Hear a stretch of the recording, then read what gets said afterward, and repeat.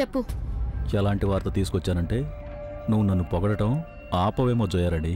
అడ్డదిడ్డంగా మాట్లాడడం మానేసి అసలు విషయం ఏంటో తిన్నగా చెప్పు నాకు, లేకపోతే ఫోన్ కట్ చేస్తాను. ట్రస్ట్ మీ జోయా, ఈ విషయం విన్న తర్వాత నువ్వు ఫోన్ కట్ చేయలేవు. అమ్మగారు సాగర్ గారు వెళ్తున్నారు గంగను ఒప్పించడానికి. అలాగే తనని తన కూతుర్ని ఇంటికి తీసుకొస్తారు.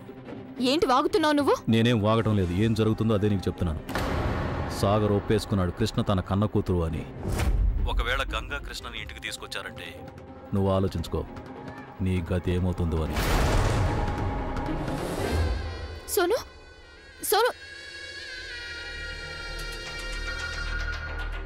ఓ నో, ఇలా జరగడానికి వీల్లేదు. నా ప్లాన్ మొత్తం ఫెయిల్ అయిపోతుంది. ఏమీ మిగలదు నా దగ్గర.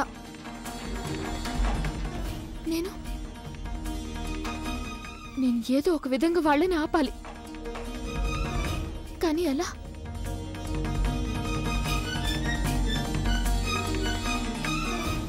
ఓ ఎస్, గంగా నా మాట తప్పకుండా వింటుంది.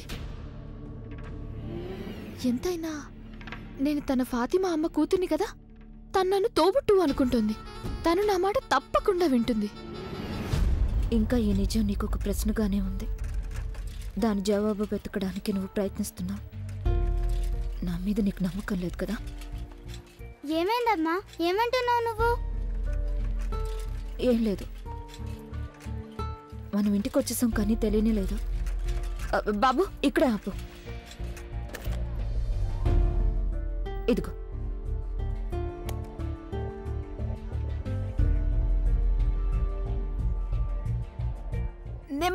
నెమ్మదిగా దిగు. చాలా లేట్ అయింది. తనకి ఇంకా రెస్ట్ చాలా అవసరం. నేను పూర్తిగా బానే ఉన్నాను కరుణ పిన్ని. నువ్వెక్కడికి వెళ్ళిపోయావు కృష్ణ?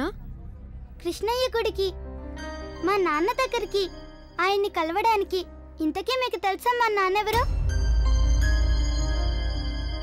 కృష్ణయ్య మా నాన్న కదా అమ్మా?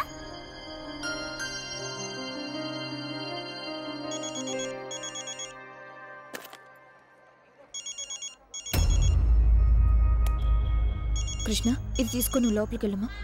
కరుణతనం తీసుకెళ్ళు. హలో, జోయా. హలో గంగా, ఏమైంది? ఎందుకంత కంగారు పడుతున్నావు? అంతా బానే ఉంది కదా? గంగా, అది విషయం ఏంటంటే. అసలు విషయం ఏంటో సరిగ్గా చెప్పు జోయా. గంగా, విషయం ఏంటంటే నాకు నీ గురించి కృష్ణ గురించి చాలా కంగారుగా ఉంది. నానమ్మ మళ్ళీ ఒక కొత్త గేమ్ ప్లాన్ చేస్తోంది. అంటే నీకు బాగా తెలుసు కదా, ప్రదీప్కి సొంత బిడ్డ ఎవరూ లేరని. ఇక తను ఒక అమ్మాయిని అడాప్ట్ చేసుకున్నాడు.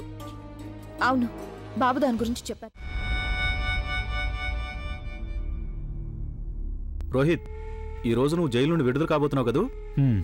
వార్డెన్ ఎప్పుడు రమ్మన్నారు విడుదల ఫార్మాలిటీస్ కోసం? ఉదయం భోజనం తర్వాత. ఇంతకీ మీరందరూ విన్నారా? ఆ వెనకాల నిలబడ్డాడే వాడు జైలుకు కొత్తగా వచ్చాడు. చాలా కోపిస్తూ వాళ్ళలాగున్నాడు. అలాగే అందరితో గొడవ పడుతున్నాడు. గొడవ పడకండి మీరు. అరే ఆగండి, మీకే చెప్పేది. ఆగు. వదులను. ఈ రోజు వీడి ప్రాణం తీస్తాను నేను. అరే దయచేసి గొడవ పడకండి మీరు.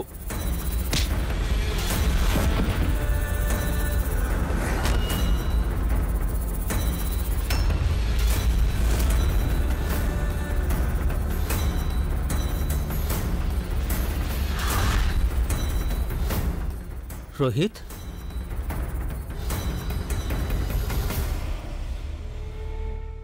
వంశీ, ఎలా ఉన్నావు ఫ్రెండ్? అలాగే నీ పిచ్చి చెల్లెలు ఏంటి తన పేరు?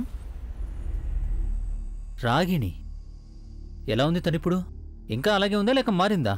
నీ నీచమైన నోటితో తన పేరెత్తావంటే మర్యాదగా ఉండదు, జాగ్రత్త. కేవలం నా నోరే కాదు, నా బుర్ర కూడా నీచంగానే ఆలోచిస్తుంది. ఇప్పుడు చూడు, ఎవరికి తెలుసు అక్కడ సాగర్ తనని ఇంటి నుంచి బయటికి గెంటేసుంటాడేమో. నువ్వేమో ఇక్కడ జైల్లో ఉన్నావు, నీకు తన గురించి ఎలా తెలుసు? అయినా ఇన్నేళ్లు ఎవరైనా ఒక పిచ్చిదానికి సాయం చేస్తారా చెప్పు? చేరు కదా. అనవసరంగా బాగొద్దు. రేయ్, నన్ను వదులు. ఈ రోజు నేను నిన్ను వదలను. జైలర్ గారు, వీళ్ళిద్దరూ గొడవ పడుతున్నారు చూడండి ఇక్కడ.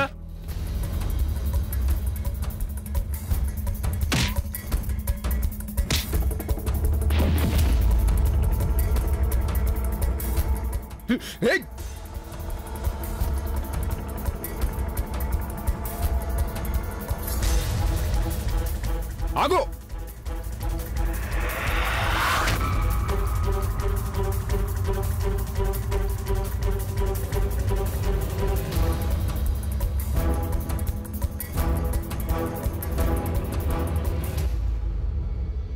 ఏ ఆగు, ఎక్కడికి పారిపోతున్నావు?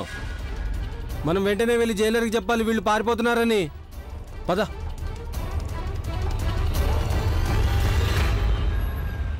అరే కృష్ణ ఎక్కడా? ఇంతసేపు తను మనతోనే ఉంది కదా. తన ఫ్రెండ్ ఎవరైనా కనిపించుంటారు.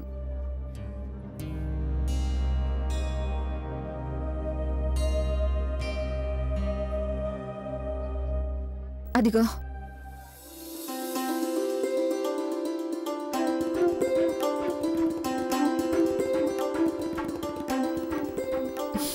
ఎంత చక్కగా ఉందో కదా మన కృష్ణ. అవునక్క. ఇక నువ్వు చూడు, ఈరోజు చిన్నపిల్లల ఫ్యాన్సీ డ్రెస్ కాంపిటీషన్లో మన కృష్ణ పూర్తిగా వేరుగా, అలాగే అందరికంటే అందంగా కనిపిస్తుంది. కృష్ణ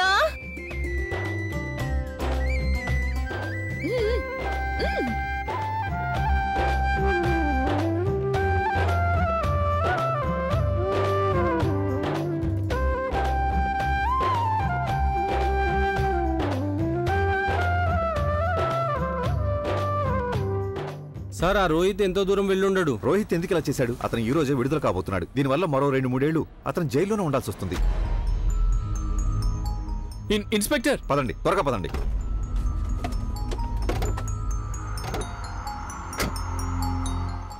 పద. రోహిత్ తనే పారిపోయాడా? కానీ ఎందుకు? తనకి పారిపోవాల్సిన అవసరం ఏముంది? ఎగ్జాక్ట్లీ. ఈ రోజు తను విడుదలవుతున్నాడు కదా. మరి ఉండి నేను వెళ్ళి మాట్లాడుస్తాను.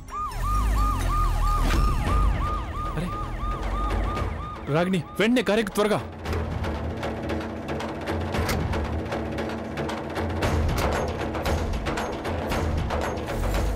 దుర్గమ్మ, మా నాన్నని వెతకడానికి నాకు సాయం చేయమ్మా ప్లీజ్. నాకు తెలుసు నువ్వు ఇదే ఆలోచిస్తుంటావు. ఒకవేళ కృష్ణయ్య నాకు హెల్ప్ చేస్తుంటే నేనెందుకు చేయాలని కదా.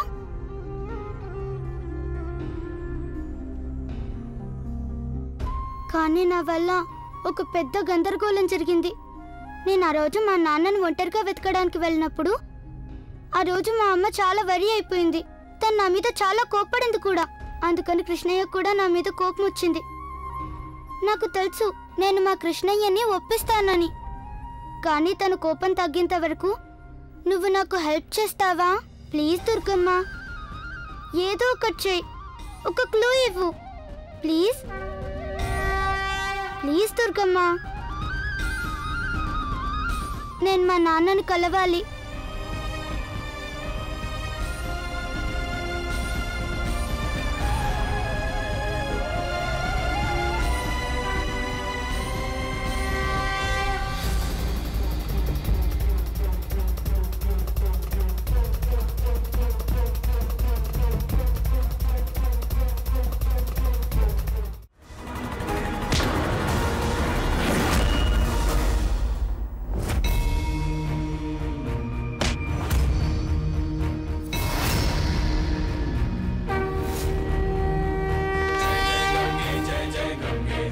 गंगे हर हर गंगे